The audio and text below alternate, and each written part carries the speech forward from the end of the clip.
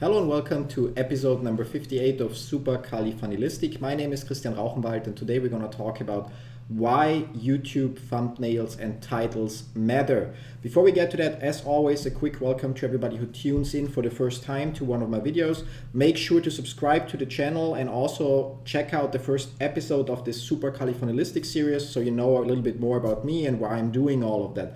Now let's talk about YouTube thumbnails and titles. Why do they matter?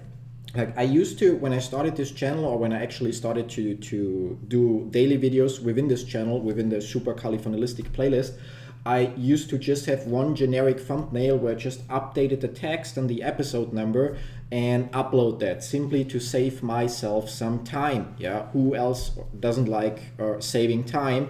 But I went through the effort, like I got vidIQ as an extension for Google Chrome to optimize for keywords and for titles, which already like gets you in the right direction, because when people then look for some questions, they will find your videos more likely based on the text. It's kind of like when you optimize your website for search engines, you also want to make sure that the keywords appear within the page so that Google then knows, okay, when somebody looks for, I don't know, like iPhone review, and you have iPhone review multiple times in your text, then Google will at least consider that that page may fit and will show it to people. And the same is on YouTube. If you have the right keywords within your titles and description, then Google will show your video within the search. But the problem is, if your thumbnails suck, nobody will click on these videos. Yeah. So like if I look a little bit back, to be more precisely, if I look at the last 90 days, where like I started like roughly, or no, not roughly, but precisely 58 days ago, and I can see that like my impression click-through rate, that's what it's called, used to vary a lot. Like on some days, for some reason, was 13%, which is like incredible, but overall it was more like below 5%, 1%, yeah, something like this, 3%, so below 5%. The average, there were even some days with like 0% click-through rate, like my videos show up in the search but nobody clicks on it, or yeah, like stuff like that. So on average, I would even say it was below 2%, while the average click-through rate on YouTube, like over a lot of channels, is somewhere between 2 and 8 or 2 and 10%. Yeah.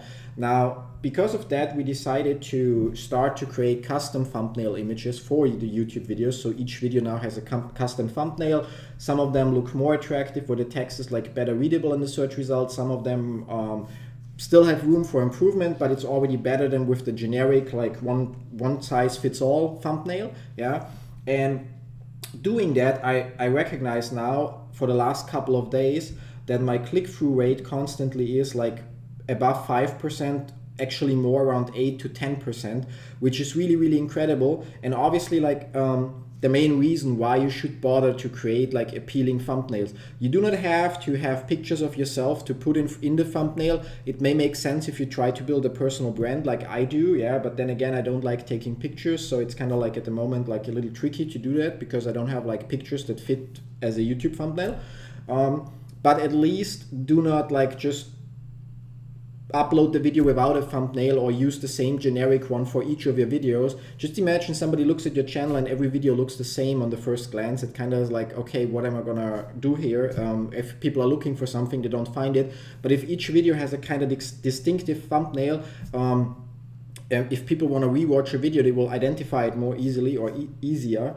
And yeah, it's gonna help you. It's just gonna help you with traffic, and I can see that in my YouTube videos, like in the views and the watch time and everything. Since we improved, even in the number of new subscribers, since we improved the thumbnails on top. I mean, again, my descriptions also have room for improvement, because the last couple of days I was simply a little bit busy, so I didn't have time to write like proper optimized descriptions for the videos. This video probably included, but at least my title are optimized to, and are a little clickbaity from time to time, to get people to click on the video, like, and also to get them to rank on Google. In case you didn't know, like when you Google for something over the last couple of months already, or even longer, usually within the first couple of search results, you will see videos from YouTube. Yeah. So if you figure out, or if you know a very, very common phrase or like a very popular search term on Google, and you make a video and you give it precisely that title, and then you obviously also used it in the description, chances are that your video will be on page 1 on Google, driving you a lot of traffic to that video if the search term is very popular.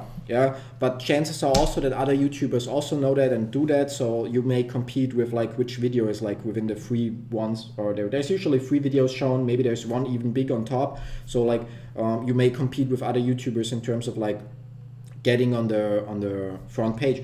It's also important to use extensions like vidIQ or Tubix that show you like search volume and other stuff. For example, for this video, it's actually not a great idea to make it because the vidIQ search volume indicates that there's not many people looking for it, and that there is like 97 out of 100 competition for it, which means for me with a new channel, it will get harder to rank this video, but still, it's a video that long term will also drive views and drive traffic to my other offers or get new subscribers and so on. So it's still worth the effort, especially when you make daily videos. Sometimes it's easier to just like roll with the punches and record what you currently want to talk about, what's currently on your mind, than to over worry then about does it have a huge search volume, how is the competition, because in that case, like then it's better to have a video about something where you really like, where it can be specific, even though there may not be such a high search volume,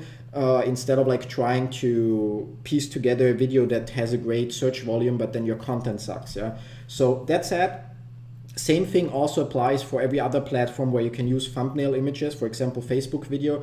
Even if you post on Facebook with an image or something, or you're advertising, make sure that your image, your creative, no matter if it's a video or an image, is like appealing, it stands out. If there's text on it, it should be clearly readable and so on, so that people actually are more motivated or more enticed to click on your specific video instead of all the other search results that they see.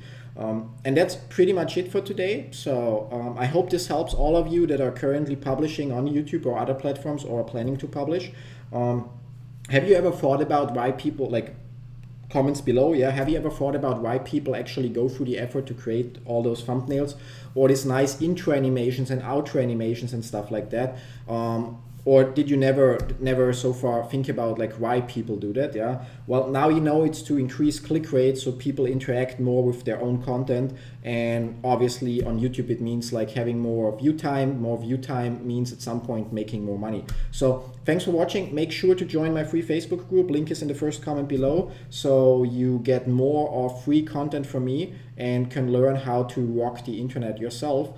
And till tomorrow with episode number 60, if I'm not mistaken right now. So thanks for watching. Till then, bye-bye.